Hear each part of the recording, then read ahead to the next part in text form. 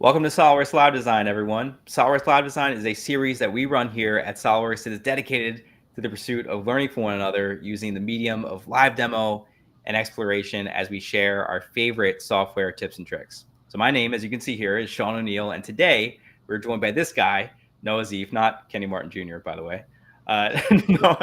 Noah, you and I have known each other for, several years now, but just over the next 60 seconds or so, can you tell us what you're all about and the primary topic of this episode of SOLIDWORKS Live Design?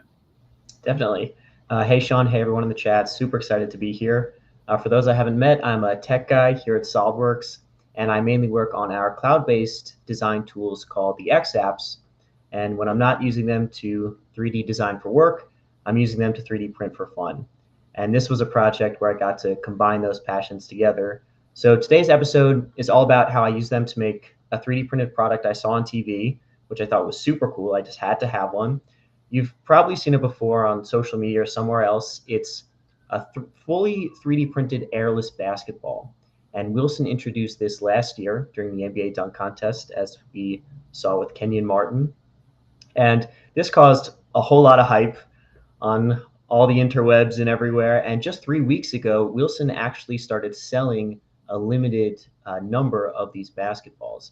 And they started selling them for the very small price of $2,500, which might be a little steep for a basketball, I'd say. But despite the price, they sold out in like 2 days, which was absolutely wild. But what I thought was even more wild was the response from the maker community. So there have been tons of people now 3D designing and 3D printing their own versions of this basketball. And I just found that super inspiring. So I thought, I have the tools. I have SOLIDWORKS. I have CATIA. Maybe I could give it a go myself. Yeah, I thought no less was going to come from you, Noah. So when I saw you were starting to get into this, which we'll talk about, I was not surprised. But when we talk about SOLIDWORKS Live Design, and you guys who have been here before know, right, when it comes to SOLIDWORKS Live Design, we're committed to getting to the good stuff, the in-software content, the tips and tricks that I talked about earlier, as quickly as possible. But hey, Noah, before we do, can you tell us and this is something new we're doing this year, the 3 key takeaways for this episode? In other words, what are the 3 big things that our viewers are going to walk away with here today? Absolutely. So our 3 main takeaways today are going to be: 1, how I designed the solid basketball fully on the cloud using SOLIDWORKS X Design.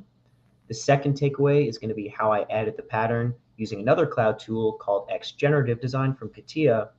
And the third key takeaway is going to be how I brought this thing to life, how I manufactured it using 3D printing. Awesome. So I'm going to give you the inbound pass here. Do you like the basketball pun? I tried. I love it. All right, man. So let's get started. So we're going to spend about 5 to 6 minutes per takeaway. But let's get to your first takeaway, which you just mentioned, right? Designing the solid ball, designing the basketball here in X Design. But again, a lot of this stuff I'm sure you'll talk about is also applicable in SOLIDWORKS. So yeah, let's take a look at this first key topic, this first key takeaway, and see what you had to show us here. Let's do it. So here we are in X Design, again, our fully cloud-based modeling tool, so no download required. And this is a parametric modeling tool, which means it has a lot of overlap with SOLIDWORKS, meaning, you have those extrudes, those revolves, those fillets, and many other familiar tools. Now, to use them to design this basketball, it honestly wasn't too crazy. This is a pretty simple shape. It's got a lot of symmetry to it. In fact, all I really had to do was model up this small portion of the ball and just mirror that over a bunch of times until I got the design I liked. So that was pretty simple from the outside, doesn't look like much. But if we pan around and look at how these pieces connected, how I tried to do that, it got a bit more complicated. And if you're watching this and you're kind of confused, you might be thinking, well, I've seen people 3D print this basketball. They always do it as one piece. And that's definitely true. I tried to challenge myself here and do it in pieces for 2 different reasons. The first was I wanted to see if I could print this basketball with absolutely no support. So I was using a flexible material to see if I could get this thing to bounce.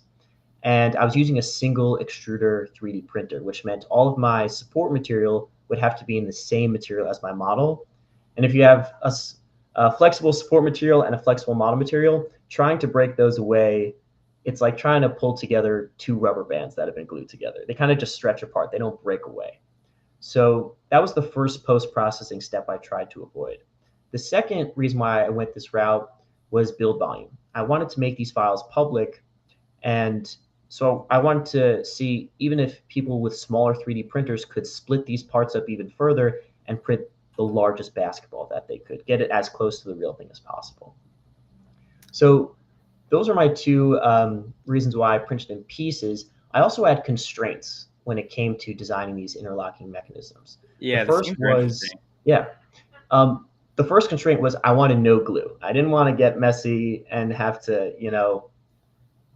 buy some really expensive, what is it, that crackle glue that is really good for 3D prints. I wanted to just make these snap together, make these fit together, as easy as possible. So that was the first constraint. The other constraint was all of these pieces, I needed to have a flat bottom surface so that it could stick to the build plate of my 3D printer really well and it wouldn't get knocked off. So for these orange pieces here, I made sure to have this flat bottom piece that could stick to the bed. Same for this one. And for these laces parts, I used these as the bottom faces. I could have printed on either side. There would have been an overhang in the middle here, but I made sure that that was a short enough distance so that my printer could bridge it without needing any additional supports.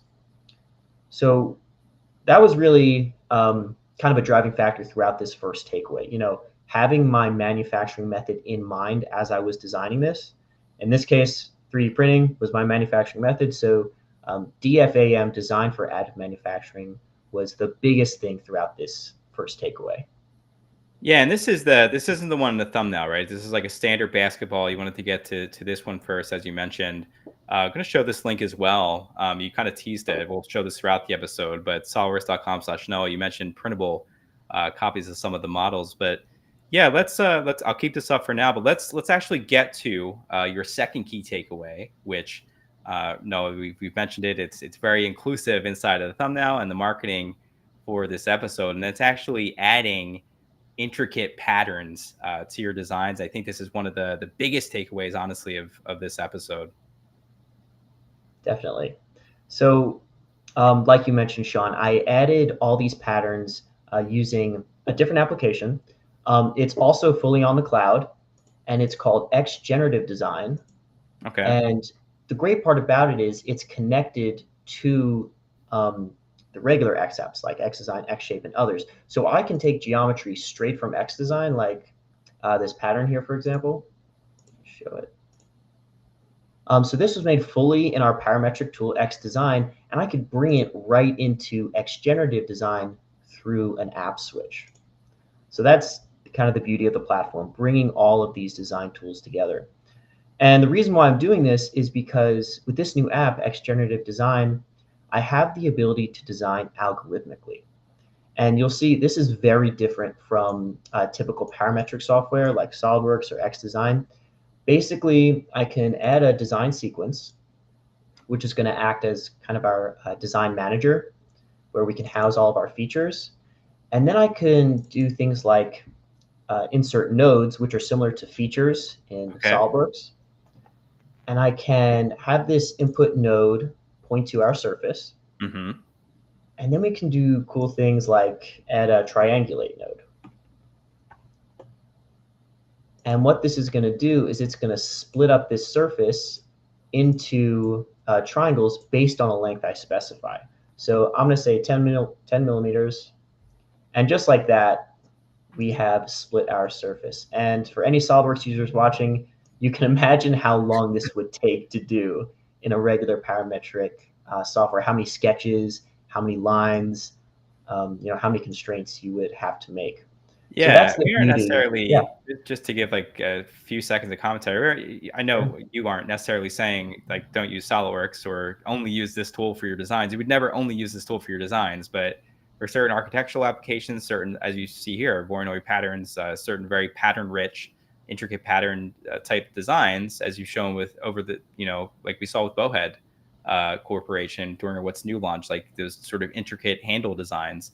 in SolidWorks, you wouldn't be able to do this quickly, and again, this algorithmically. So it's actually it's an interesting way to design certain parts, certain sort of subsystems for sure. And yeah, these end parts can be put into SolidWorks models as well, which I think is really cool. Yeah, that's a great point, Sean. It reminds me of, I'll shout out Darren Grosser from Go Engineer, because I attended his session at 3D Experience World, and he used this tool, and he says, you can do this in SolidWorks, but should you do it in SolidWorks? It's a good question. You Yeah, know? it would take long. Yeah. So that's the beauty of algorithmic design. And if I wanted to change this to 8 millimeters, you could see it updates pretty snappy. So like you mentioned, Sean, it's just a good enhancement for your regular parametric tools. But there are parametric nodes right here in XGenerative Design. So I can use the fill command, and I can fill all of those triangles I just made. I can also assemble them and bring them together as one mesh. Huh. And one of the other really cool things about algorithmic design is I can highlight sub-elements, which means I can highlight all of the faces, edges, and in this case, vertices of our geometry. So I'm going to take our geometry so far, put it into this sub-element. And now since I've highlighted all of the vertices, we can see just the vertices have been created. Okay. And now we can actually reference those to make our Voronoi pattern, what we've seen in the thumbnail. So I'm going to create a Voronoi node. This is similar to basically making like small hexagons at each one of these vertices. Mm-hmm. And I'm going to generate them on our initial input, which is that surface. So I'm going to say for our skin, that's going to be the original surface. And for these points, it's going to be all the vertices we just created. Mm. And now we have the beginnings of our pattern. That's awesome. And it's following that same surface, which is like one of the hardest things to envision modeling. Like if you come from like a lot of us do, like a sort of parametric way of doing things, a very ordered chronological way of, adding little shapes here and there and cutting away at them. It's Exactly. a very simplistic sort of idea of what parametric modeling is. But yeah, that is super awesome and easy to kind of update as you kind of switch in and out of these modes. That's really cool. Yeah, and like you said, it fits exactly to the geometry surface that we inputted. These aren't, all the same exact size hexagons. They're smart enough to realize, all right, we want to fill out the surface, as much of it as possible. So it's really handy there. And that was honestly really all I did to make this pattern. From here was a lot of thickening, a lot of Boolean, similar parametric tools that you can do inside of XGenerative Design. And I was left with my final design sequence, which looked a little something like this. Okay. So what I actually did was I made a negative of this pattern. Uh-huh. And I subtracted it away from the solid spaces. Oh, that's neat. Okay, so you actually did use the sort of initial state that we looked at as in a sort of Boolean, like you're saying, like a little like Boolean subtraction operation. Exactly. My background is in parametric modeling, so I'm still trying to cling to that design methodology, even with this new complex, patterning software. So that's what I did. I cut this away from the original solid surfaces, and this is what I was left with. So these are all our patterned surfaces. That is awesome. That's so cool. I had so much fun rendering this for the thumbnail of the episode, by the way. Like, it's just such a cool looking model. Plus one, everyone in the chat. I see a bunch of you making funny basketball puns as well. So I'm going to give you guys a shout out too in YouTube chat. So try to keep things tight, concise, and informative here, but still having fun. And once again, you guys, quick shout out to solidworks.com/Noah. After the episode, we still have more to go. One more key takeaway, which we'll get to in a moment. Feel free to ask questions, Noah. We'll give another shout out to this at the end, how to do that.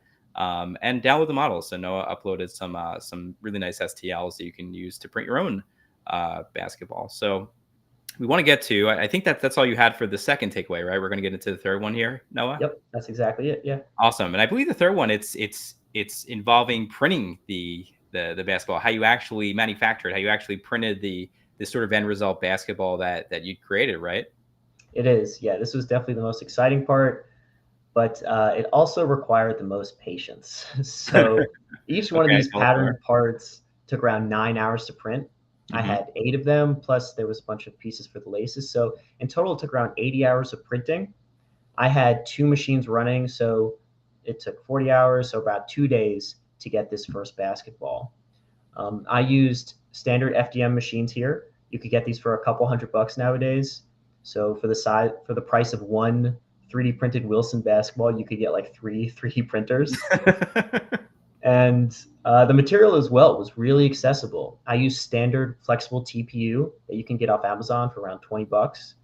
And I chose this specific brand because my Prusa 3D printer already had a profile for it, so I didn't have to tweak it that much. In fact, the only setting I changed was this one I highlighted in red called Avoid Crossing Perimeters. If you've ever printed in TPU before, you know that it can be a very stringy material to print with. It can kind of glob up on itself and leave artifacts on the surface. Hmm. So leaving this setting checked on, I found helps with a lot of that, and it leaves a better outer surface finish. But other than that, it was relatively easy to print in. The flexible material also made it easy to assemble because with that interlocking mechanism I showed earlier, those walls could kind of flex in and then snap into place. And while that worked really well and the ball was able to stay together initially, once you tried to bounce it, it wasn't quite as sturdy as I'd hoped. I'll show this first experiment here. Okay.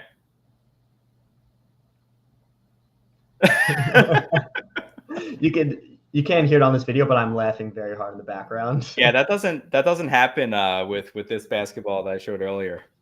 No, not typical. Also, shout out to Shreyas who helped with this awesome simulation. That looks awesome. That's super detailed. Yeah, That's basically showing you like what your eye actually can't see, and I'm sure that the deformity has been scaled up for illustration purposes, but yeah, that's really cool. yeah. I like my colleague or our colleague Michael Steves actually just pointed out this basketball has a really cool feature where when you bounce it, you get to see the exploded view. Wow. Yeah, I really appreciate the CAD community never disappoints. that. Shout out to Right. Michael. But so still though, I wasn't going to give up that easy. My next try was probably the more traditional method, printing this as one part. Hmm. So I redesigned it again with X Design, making the solid ball, adding the pattern, and X Generative Design. But this time I combined all the pieces. And in order to print this, I did have to go against my initial constraints and add supports. And this took around 70 hours to print. So essentially just as long as it took to print the other basketball in pieces. And the results came out looking better than I expected for the most part. The top especially, I was worried because there was no support underneath that top section, Hmm. but it honestly printed pretty fine for the top. It was the bottom part where all of those Interesting. fears I had about Yeah. TPU trying to peel that support off the bottom, it came off, kind of gunky on the bottom.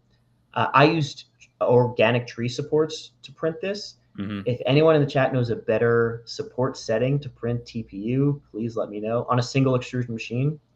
I'm definitely, open to learning more because there was definitely room for improvement on this bottom surface. But overall, it was a success. It printed as one piece. It won't break apart. TPU is a very durable material. And the bounce test was a lot more promising, as we'll see here.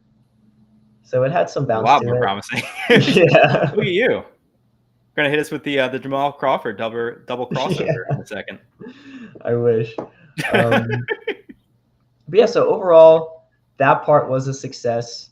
And even though I didn't get the performance I wanted with the first attempt, I was able to accomplish the original goal, which was print a fully airless basketball with no support, no glue required, and have this cool hex pattern. And like you already pointed out, Sean, everyone in the chat, you can do it too. I attached both the 3D printable files into this link. I also included both the STLs and 3D XMLs in case you want to edit them in any type of way. So if you have X Generative Design and you want to make that pattern even cooler, you can do that.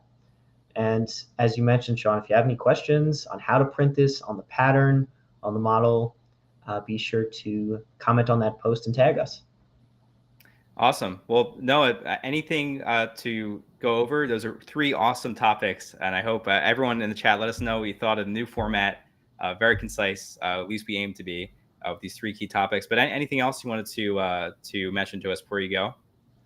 Yeah, I would definitely just say check out that Made in 3D community where I posted these models. There's a ton of great designers there, like-minded engineers that have a great amount of experience. Actually, as I was doing this project, I reached out through the platform to get some help on X generative design. And it turns out other CATIA people have been trying to replicate this geometry as well. So I'll shout out one particular person on the CATIA team, Vincent Manier. I hope I'm saying his name right. He made some really complex patterns with this ball that include 2-layer lattices, which are actually close to the original design. And he also informed me that the original designer of the Wilson basketball is a CATIA champion. Oh, wow. That was pretty cool to hear. And other than that, I'd say, if you like what you saw today and you want to see what else we could do with these cool patterns, let us know in the chat. Comment on that post. I can tease the tennis ball here. We also messed around with Airless everything. Airless everything. So if something else you want to see, let us know, and we'll be happy to try it out. Awesome. Thanks so much, Noah. So you guys heard it many times throughout the episode. Let's continue the conversation. SolidWorks.com/Noah gets you right to that post. You can download the STLs. You can ask Noah questions. Noah will be monitoring that for next 10 days or so, next 2 weeks or so. So if you have any comments, questions, anything like that, if you have your own version you want to show off, feel free to upload it there. So definitely want to shout that out. But hey, before we go, I also wanted to say, last time we were streaming, we showed a lot of 3D Experience World, right? We were there for 3 straight days showcasing the design, manufacturing, simulation, learning, and networking extravaganza that was 3D Experience World. And before we go, today we want to remind you that you can get on a special list. So we have a special list here, and we can show a QR code for that. So the list actually gets you access to information on a rolling basis as it emerges for 3D Experience World 2025, which will be this upcoming February, about a year from now, in the great city of Houston. So once again, any new information as it comes out, new speakers, general session speakers, the call for papers, just stay in the know, as well as any special discounts that may come out for tickets for attendance. So once again, I wanted to give that a shout out just to continue our collective learning as a community. But once again, on behalf of Noah and myself, I wanted to thank Noah, of course. Thank you to our producer, Jesse. And I'm seeing some of you were scanning the QR code. That's an awesome feature of Restream here. And thank you for all of you in the chat for your cool CAD puns and your viewership. Make sure to subscribe, like, and we will see you next month for another episode of SolidWorks Live Design. Take care. Thanks, everyone.